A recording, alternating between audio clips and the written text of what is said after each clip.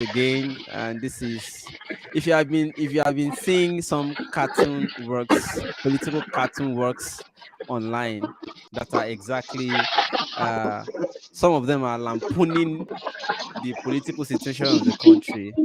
Some of them are just purely satire works. They are by one person known as Mr. Mike Asukwo, and I have him on the show today. So we are discussing the political situation in the country and also looking at 2023 and beyond. So, Mr. Mike Asukwo, how are you today? Fine, thank you. It's good to have you. A lot of people see your work, but they don't know your face. So I've been able to unmask you today. So now, today, I have unmasked Mask Asukwo. Mike Asukwo, I have unmasked him today. And congratulations on your birthday. Happy birthday to Nigeria. Thank you. Thank you very much. So let's start with what inspires the political cartoons you make. You know, when we see these cartoon works, sometimes we just look at it and say, wow, who is giving this person gist that it should carve it this way and shape it this way and put this caption? You know, what inspires it more of the time? I know probably you're not working alone. Let's start from there. I'm a one-man desk. Wow. I'm a one-man desk, and I've been a one-man desk for a very long time. And in fact, I came into cartooning, actually, not really by accident, because I'm an artist. I draw, and I've always found caricaturing humor something that found interesting. And because I like to see people laugh. I like to see humor around me, And so when I came into cartooning, I'm actually inspired, by the condition of people. That each time I just feel like talking about what people are going through. I just feel like, well, if I cannot do something about this, at least I can highlight on what people are going through. Yeah. So I'm a painter. I'm a trained sculptor, and I have always used my work to make commentaries on human condition. But I discovered that for sculpture and painting, you really need to say a lot. You really need to be there to explain your work in most cases, able to understand what you're saying. You really need to explain why you choose the color, why you choose the shape, and all that. And so, when I chanced upon cartooning, I discovered that I could do everything I wanted to do, and make it more effective, much more effective. I can communicate more. I can reach my inner self and say what I want to say about certain situations, and then I have no doubt that I will be understood. I have no doubt that my work is taken from the public into private homes and other places, and thereby making the whole message, hidden. So that is why I seem to, when it comes to saying my mind and making those commentaries, I prefer to do it in cartoons. That's very great. But more of the times when you make these cartoons, the reactions that follow it, are they the expected set of reactions? Or is it that sometimes people still go the opposite way when they comment and you're like, people are not understanding the imports of this particular one? They are not getting it. Are there times when you just feel like people are not getting you? They are making opposite direction comments. Are there times like that? Yeah, definitely. There are times, there are times when maybe it could be something I did, or maybe some words or elements in it that may appear slightly ambiguous, and then people can fly with so many interpretations. And beyond that too, um, some people could also look some cartoons I do and then read so much meaning to it, and then they are not arrive at other conclusions, about the cartoon. So I'm always ready for reactions. I mean, if you can challenge the cartoons, you can talk about the cartoons, you can talk about the subject matter on the cartoons, you can discuss it, you know, but just make effort to leave me out of it. you know, But are there times because that you also directions from people? Have you ever been able? Have you ever gotten to a stage where you have to correct? I mean, you have to correct yourself that okay, from the comment I'm reading, it seems I'm the one who got the narrative yeah, wrong. definitely sure. In fact, I have had to. I mean, I push out cartoons because the way I work, I do cartoons on a daily basis. I mean, so you could imagine that. Okay, imagine that. Okay, we have um, a certain number of days in a year. So just know that I do as many cartoons as the numbers in the year. So I chart them out, and then each cartoon needs for you to think about, consider options, look at perspective, then decide on the element to use and all that, and then come with the cartoon. So I do a lot of self-editing, self-censorship, and all that. So I'm human. So most time the cartoon can be sent down, and of course the cartoons are published in business day, and it's published daily. So that, of course, in press house is a deadline, which is very, very important. And so because I don't have any, there are no subeditor between me and production, so I have to do all the editing by myself. So sometimes this thing could go, and then you realize that, you have something in your mind you want to add, and then was no time to do that, and or maybe you just forgot. So it happened, and I say, God, someone can do. Mostly it could be the script, it could be maybe some minor typographical errors. So, but when it comes to the use of imagery or the elements applied, I think about them very well before I use them. And so it can only be misinterpreted that you can't say, I was wrong in using them. You could say, this, what you are doing maybe to me as a member of this political party, this is how it sounds to me. Or you can say, to me as a member of social religion, I developed a particular religion, so I am offended by it. But you can't just say, as an artist, you can question that free license I took to do it. Anyways, let's come to the political situation of the country. Let's start analyzing.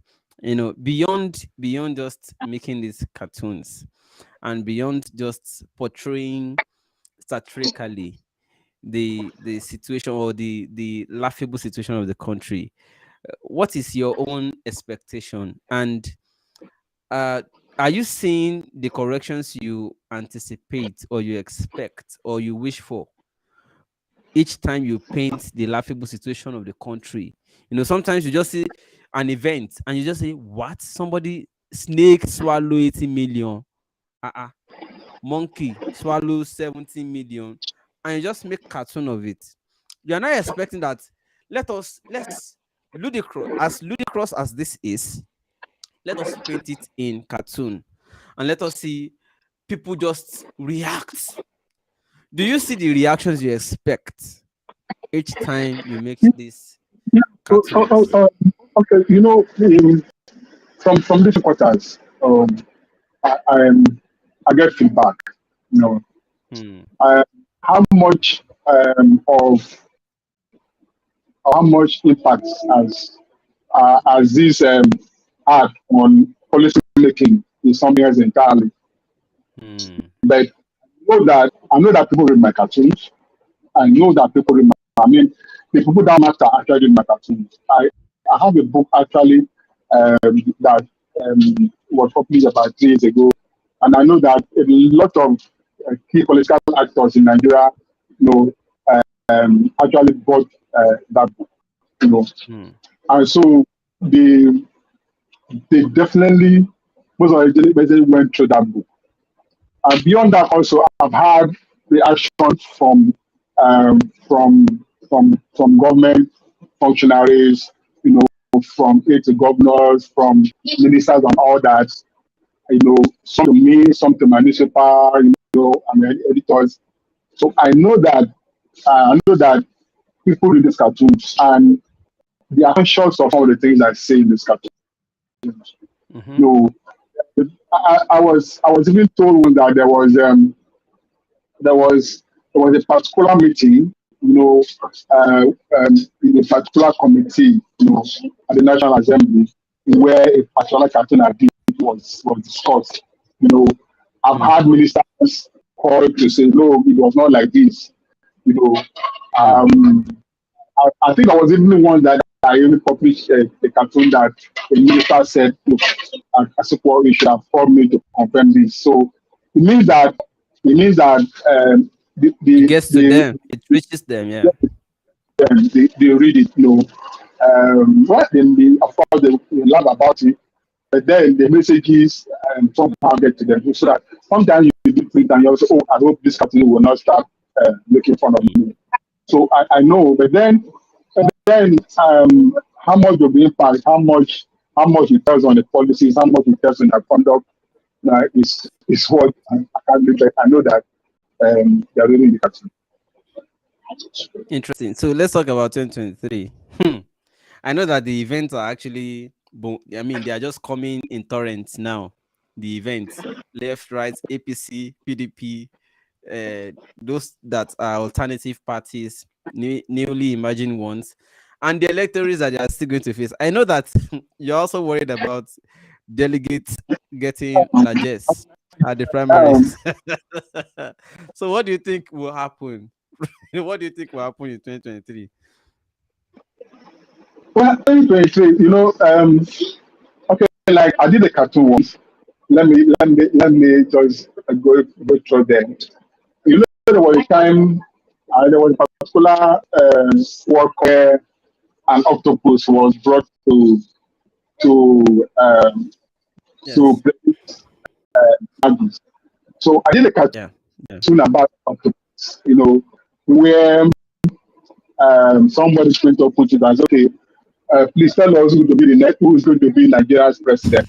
You know, octopus said, octopus said, look, I don't work on magic that like that.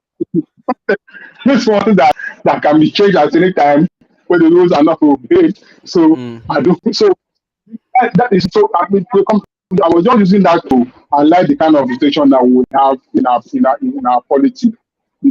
Nothing really seems to be what it is, what it look like, and so rating 2023 is a really hard nut, honestly, because if everywhere we turn, you just see self-interest playing out.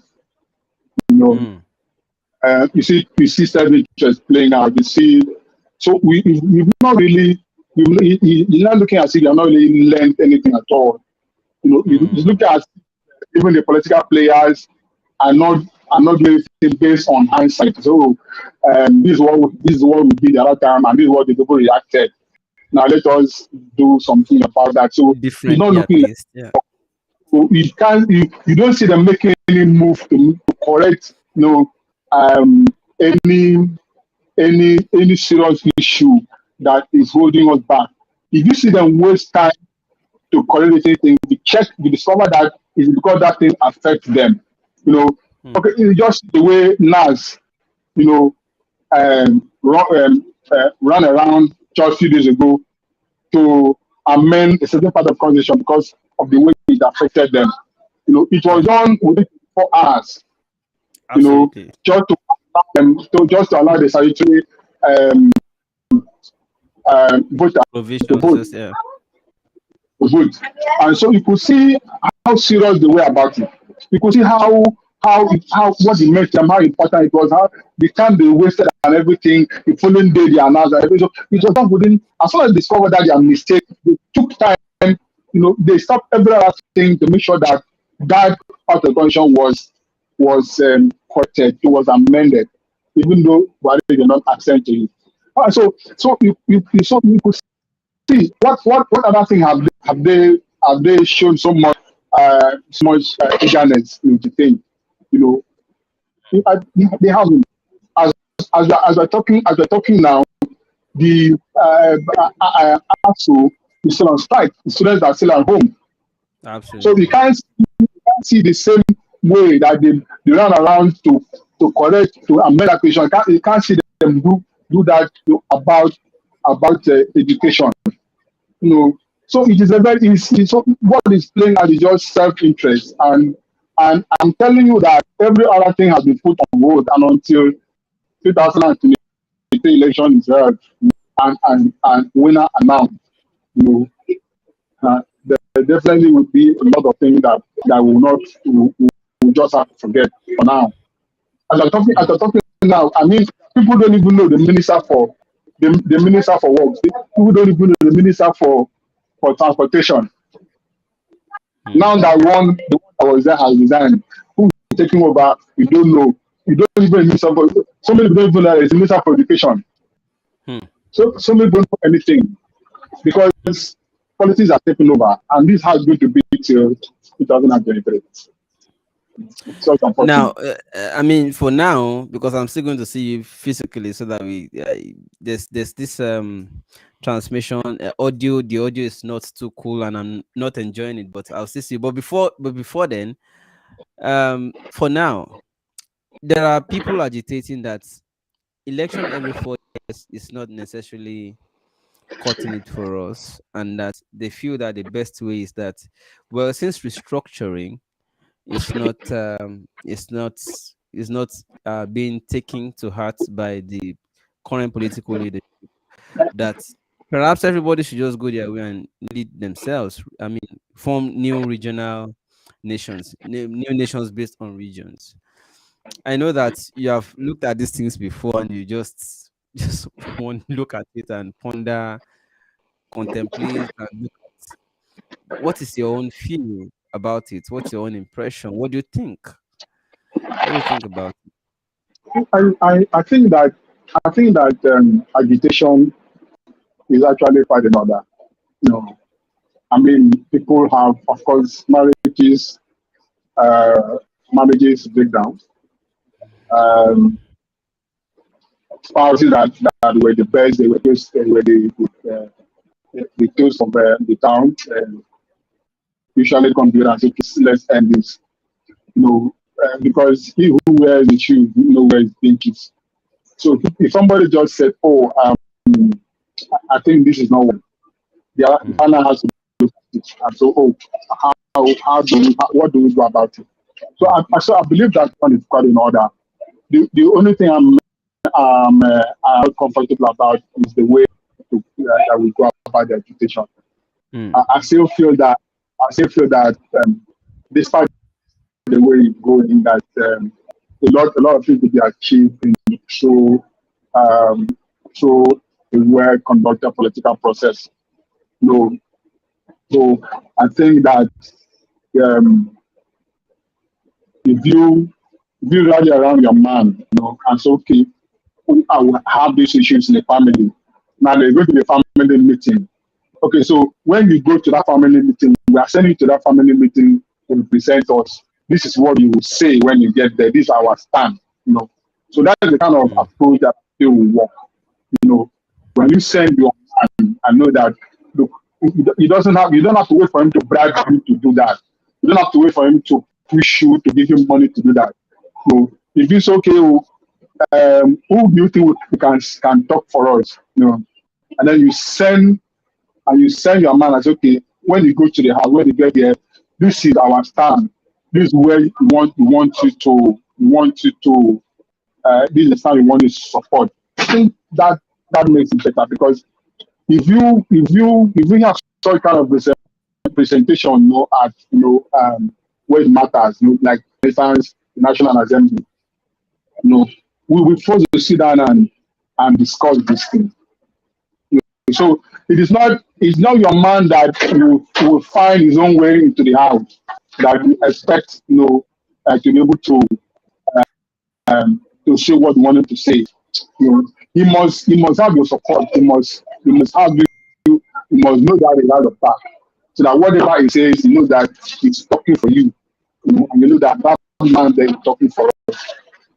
So when you allow people just find their way, into some positions, and then you now call on them to go because you are there, you represent us.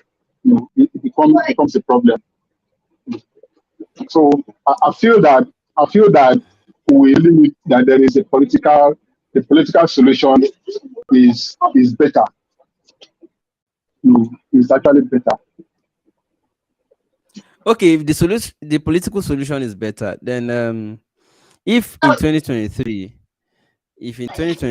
it still turns out that we still find ourselves in the same circle, the same people recycling themselves, still the same people still manage themselves to come back.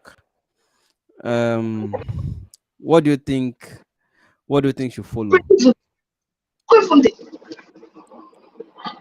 Brother,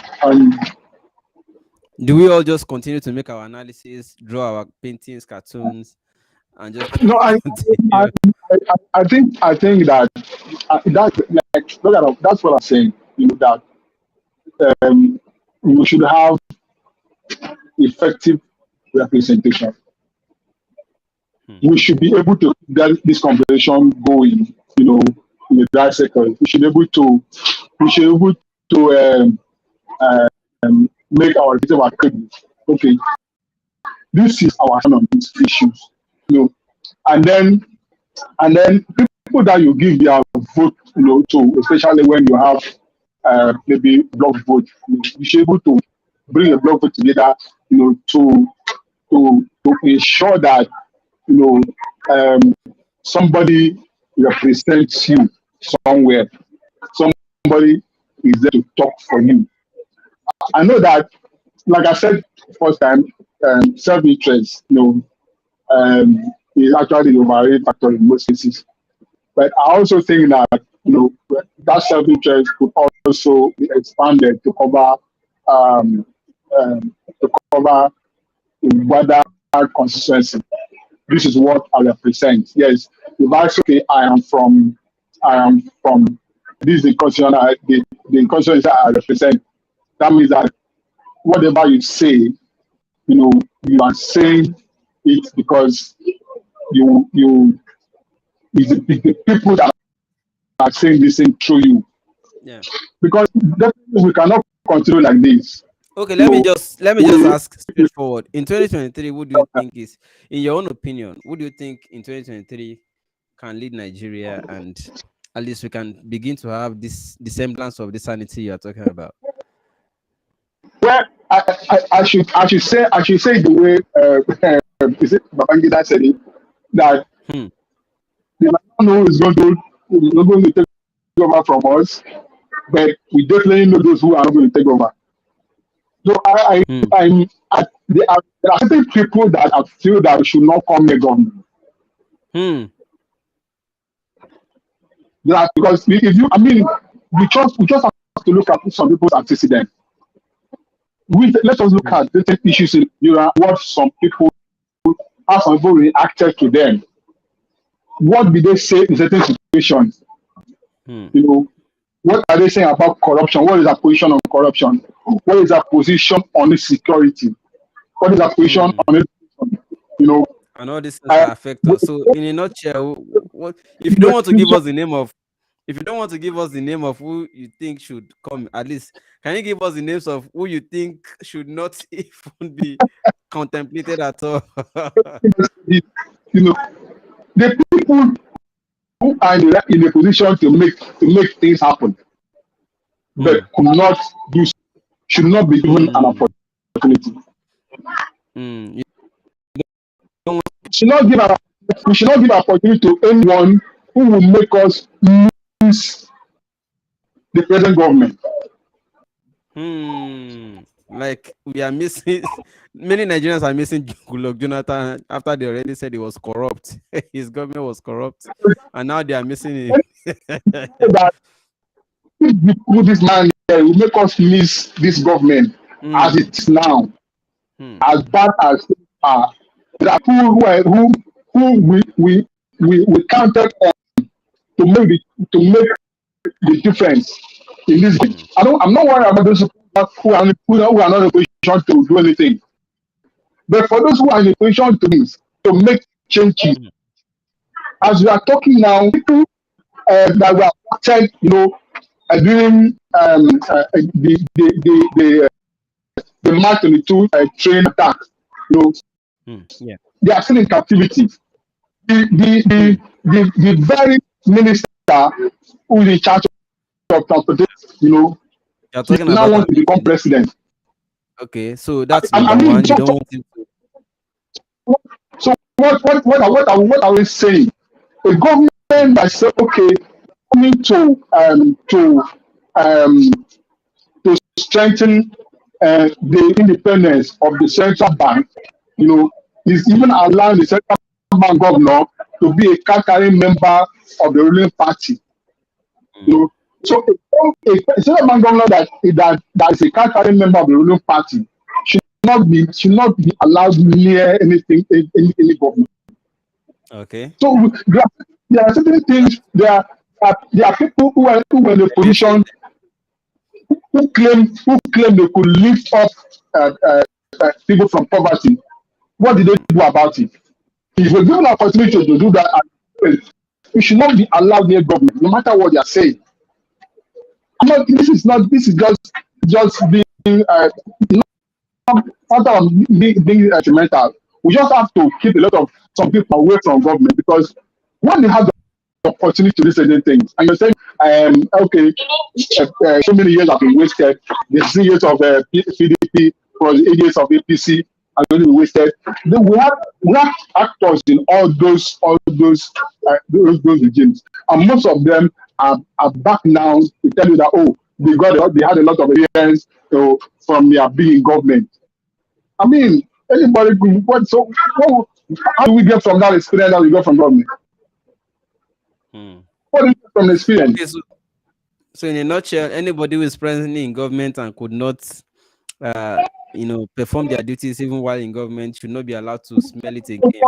For instance, I'm talking to you now. A minister came and promised to produce pencil Hmm. that in 2 years Nigeria will start producing pencil. Make this promise at the beginning of his regime. Hmm. At the beginning, And as we speak I mean, now, even the as pencil. you speak, Bobby now this thing is still imported. I will try to use the Nigerian pencil.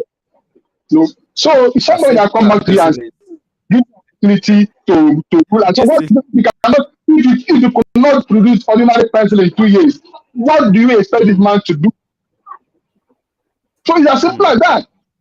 So we just have to Hmm. put segment aside. If you made a promise that could not fulfill it, if we're in position to do the things that could not do it, we should not give you that we are made in Nigeria. I mean, you say it's 200 million, and above, and still counting. So you can't say, oh, you are indispensable, or no, it is only you. God, it's better we keep trying new hands. Well, thank you so much for your time, Mr. Azuko. I mean, this is actually it's actually enlightening, yeah, and it affords us an opportunity to see into your heart the things that the events that inspire you and how they inspire you to draw some of these paints that we see, and we really like them. I just want to encourage you to keep doing. I don't have plaque or awards to give because in Nigeria, giving awards is monetized. people people instigate the awards. They are the ones who pay you to say come and give me award. But some of Yes, us yeah. who are really passionate and genuine about encouraging people who are doing some of this kind of works. We just have to keep encouraging you without necessarily giving you plaques, but just know it's in your heart that there are so many secret admirers of your works out there, and then we just want to say we love you. Don't worry, one of these days we'll see and we'll do it better. The audio is not too clear today because of the net transmission troubles here. So what one of these days Okay. we'll see and take it further. Thank you so much for your time. I appreciate you indeed. All right. Okay. Okay for now, yeah. Okay. Meet All right. Mr. Abikinyemi, a man who is looking to solve the big chunk of the housing crisis that we have by making affordable, self-sufficient homes. This kind of homes are becoming more and more popular, by the way, because they are efficient and they are environmentally friendly, and then it costs less to make them if you think about it in the long run. Anyway, before I tell you about the smart homes that he's building, let me tell you a little bit about his story. He's based in Canada right now, and he decided to build a house in Lagos, Nigeria, where he's from. But upon making inquiries, the cost of building a house has increased significantly since he moved to Canada. So instead of using concrete brick throughout his construction, he substituted it with laterite, and he was able to save 30% of the construction cost. Laterite has a lot of advantages, by the way, including warming your home during the cold weather, cooling your home in the hot season. It's cheaper because it's readily available. It's everywhere in Nigeria. It has high clay content, which means it can hold more water. Laterite gives you better air quality. So if you build your house with laterite, you can breathe in better air quality. You can even recycle it. So if you build a house with laterite and you don't like it, you can break down the house and use the brick to build another house. And that's just to name a few of the advantages. But he didn't stop at building his personal house. He decided to make his house self-sufficient, off-grid, which means that he's not going to be dependent on the electricity from the Nigerian government. So he's using solar power, and he's also not going to be using power generator, so there will be no noise, no air pollution. At the same time, he's not using the regular sockaway that everybody uses in Nigeria. He's disposing his own waste material by decomposing it, and he's generating his own water. So once the house is completed, he doesn't need anything from them. And this is why they call this home self-sufficient, off-grid homes. That alone inspires me. The fact that he was able to find an alternative to just spending so much money on building a house, and the fact that he doesn't have to depend on the government. He made himself a self-sufficient house. That is the inspiration for me. But then he took it a step further. So after learning from his own experience, he wants to do the same for others, except that he wants to do it better. If you see the picture of the house, you may not be too impressed by the aesthetic, but he calls this the experimental house, because what he has decided to do is to now mass produce this kind of house for other people. In case anybody out there is interested in having a house that will be self-sufficient, he has bought acres of land in Lakwe beachfront in order to construct an off-grid estate. And what you guys are seeing is what he would be constructing. All these houses would not be using NEPA, and they will be constructed with laterite bricks. If anyone is interested, he's looking for 10 people, just 10 people to start out. The price starts at 34 million naira for 3 bedrooms, and you can pay in installment. He has a contract readily available, readily prepared, which you can share with your lawyer to know if that's a good deal or not. I mean, some people may feel like that's a lot of money, but it's a one-time payment that you no longer have to worry about electricity bill. You no longer have to worry about paying them to empty your sock away and stuff like that. It's a one-time payment that you know that from beginning to end, you know your house is complete and self-sufficient. Anyway, I asked him, by the way, I said, what if someone is interested right now and they decided to pay you, and along the way they decided they're no longer interested, they don't like what they are seeing? And he said to me that your money is refundable, as stated in the contract. He said he will give you back 95% of the money, and the remaining 5% is for administrative charges. He's using a system of interlocking bricks instead of the traditional style of construction. And this system results in a house that is 10 times stronger than traditionally built house, and also more terminally efficient. Each home would have its own fire system, and will be conveniently located by a fire hydrant in order to make it easier for fire crews to help just in case of an emergency. We'll be building common areas that will have a gym, a playground, swimming pool, ball courts, grocery stores, and so on and so forth. And more importantly, the houses in his estate will reduce global warming and human carbon footprint. So guys, if you're interested, please check him out. This is his website.